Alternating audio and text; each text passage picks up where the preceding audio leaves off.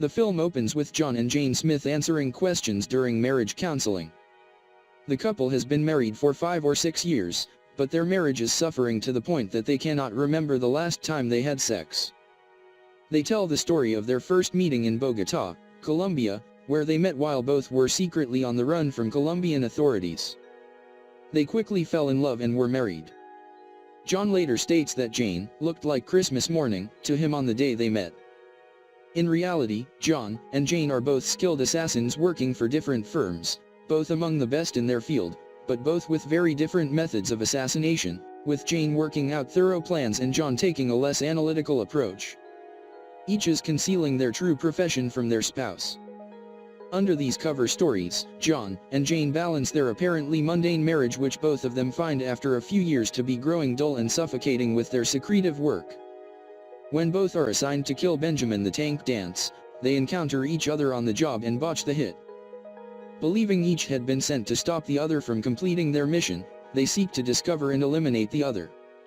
After a couple gentle endeavors on one another's lives, powered by a shared feeling of double-crossing, the conjugal disagreement comes full circle in a high-power battle in the Smith house. After a long, equally paired battle, with their home shot to ruins, they end up with weapons in one another's countenances. John recoils, and lays his firearm down. Jane finds she can't shoot her life partner either, and both surrender to their adoration, all things being equal. Mr. and Mrs. Smith rejoin and rediscover one another. The newly rekindled Smith partnership is quickly threatened by their employers, who have now decided to eliminate the couple. John's best friend and co-worker, Eddie, turns down a bounty of $400,000 for each Smith, but John and Jane find themselves under fire from an army of assassins.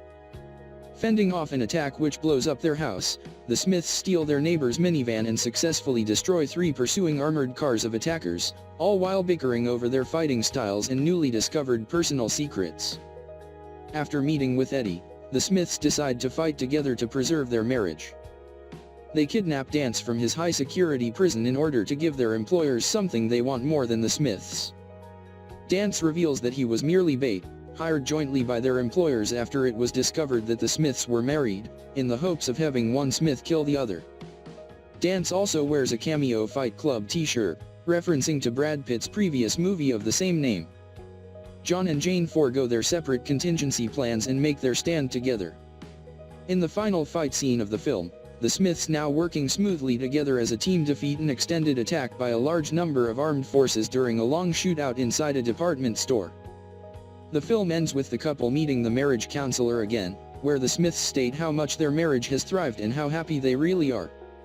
Thank you for watching, and see you again in another movie.